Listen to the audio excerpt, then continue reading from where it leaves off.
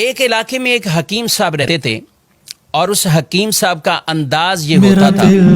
کہ جیسے ہی وہ اپنے دواخانہ جانے لگتے تو اپنی بیوی سے کہتے کہ آج کے دن تمہیں جو جو چیزیں درکار ہیں وہ ایک پرچے پر لکھ کر دے دو۔ اس کی اہلیہ وہ تمام چیزیں لکھ کر ان کو وہ چٹ تھما دیتے۔ وہ جاتے اور اپنے دواخانہ پر پہنچ کر جب وہ پرچہ سامنے رکھتے تو پھر ان کے سامنے ان کی قیمتوں کو لکھ دیتے اور ٹوٹل کرنے کے بعد وہ یہ کہتے یا اللہ میں ان اخراجات کی وجہ سے آج اس جگہ موجود ہوں اور تیری عبادت چھوڑ کر ہی اس لیے آیا ہوں کہ میرے گھر کے یہ اخراجات پورے ہوں، اور جیسے یہ میری ضرورت پوری ہوگی میں اپنے اس دکان کو بند کر کے دوبارہ تیری عبادت میں مشغول ہونے کے لیے چلا جاؤں گا۔ یہ معاملہ اس کا چلتا رہا۔ ایک دن تو عجیب ہی معاملہ ہوا کہ جب دواخانہ پہنچے، پرچے کو سامنے رکھا، چٹ کو دیکھتے جا رہے ہیں، کہیں دودھ اور چینی اور گھر کے دیگر ضروریات کا تذکرہ ہے، لیکن لکھتے لکھتے ان کی بیوی نے سب سے آخر میں لکھا کہ بیٹی کا جہیز کا سامان۔ یہ پڑھتے ہی وہ گویا کہ دن میں ہی انہیں تارے نظر آنے لگ گئے اور وہ کچھ کھو گئے کہ یہ کیسے ہوگا، لیکن سب قیمتوں کو وہ لکھتے لکھتے جب اس جملے پر پہنچے تو حکیم صاحب نے آگے تحریر کیا کہ یہ اللہ کے کام ہیں، اللہ ہی جانے۔ حکیم صاحب نے یہ جملہ لکھا اور دواخانہ پہ جو مریض موجود تھے ان کو دوائیاں دینا شروع کی۔ ابھی ایک دو آدمیوں سے فارغ ہوئے تھے کہ اچانک حکیم صاحب کے مطب کے سامنے ایک بڑی کار آ کر رکتی ہے اور اس میں سے ایک سوٹ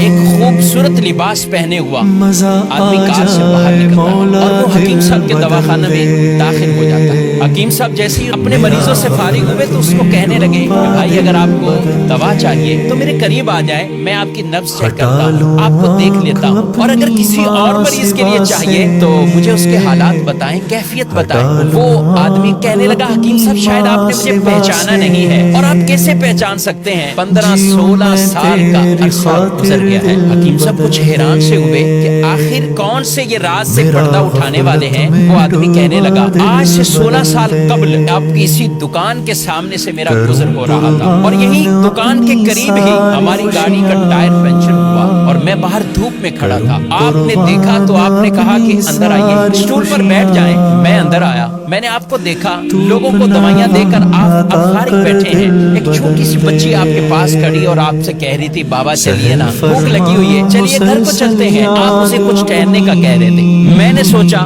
میں ایسے ہی آپ کی دکان میں بیٹھا ہوں، چلو کوئی دوائی آپ سے کہہ دوں اور اسی بہانے کچھ آپ کو رقم دے دوں۔ میں نے آپ سے کہا کہ حکیم صاحب ہماری شادی کو 6 سال ہو چکے ہیں، ہم 6 سال کے اندر ابھی تک اولاد کی نعمت سے محروم ہیں، بہت سی ادویات کا ہم نے استعمال کیا ہے لیکن اب کچھ مایوسی سی ہو رہی ہے۔ آپ میری طرف متوجہ ہوئے اور آپ نے کہا بھائی اللہ کی رحمت سے نا امید نہیں ہونا چاہیے، اور دیکھو یہ دوائیاں جو کچھ بھی ہے جب اللہ چاہتا ہے تو ہی شفا ملتی ہے، جب اللہ کا حکم ہوتا ہے تو ہی ان دوائیوں کے اندر وہ اثر آتا ہے۔ آپ یہ باتیں بھی کرتے جا رہے تھے اور کچھ دوائیوں کی پڑیاں بھی آپ باندھتے جا رہے تھے۔ آپ کی گفتگو ختم ہوئی تو آپ نے مجھے 2 طرح کی دوائیاں میرے کھانے کے لیے، گھر والوں کے لیے دوائی دی اور یہ دیتے ہوئے دعا بھی دی کہ اللہ نے چاہا تو اس میں اثر ہوگا اور آپ کو اللہ اولاد کی نعمت سے نوازے گا۔ میں نے کچھ پیسے نکالے، آپ سے پیسے پوچھے اور آپ کی طرف بڑھانے لگا تو آپ نے جملہ کہا کہ نا